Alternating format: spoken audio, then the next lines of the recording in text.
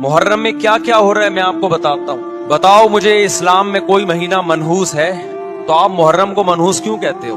محرم میں اگر آپ مرثیے لگا کے گھوم رہے ہو گاڑیوں میں، اٹ مینز آپ سنی نہیں ہو. آپ نبی صلی اللہ علیہ وسلم کی حدیث ہے ہمارے پاس، ہم اہل سنت والجماعت ہیں، ہم سنت کو فالو کرتے ہیں. تو سنت کیا کہتی ہے؟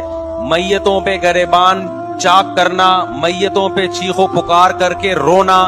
آپ نے فرمایا لیس منا، وہ ہم میں سے نہیں ہے. اور اس عمل پہ آپ صلی اللہ علیہ وسلم نے لعنت فرمائی ہے. لوگ کہتے ہیں حسین کی یاد میں رونا نبی کی سنت ہے. نبی صلی اللہ علیہ وسلم کو جب جبریل نے بتایا کہ حسین شہید ہوں گے، آپ روئے، اس لیے کہ اس وقت آپ کو یہ خبر ملی تھی.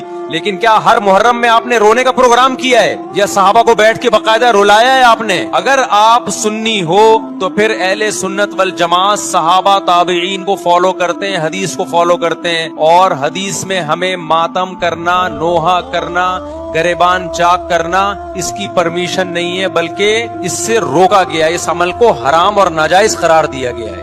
ان میں سے کوئی بھی عمل نہ ہمیں قرآن سے ملتا ہے نہ صحابہ سے ملتا ہے. ہمیں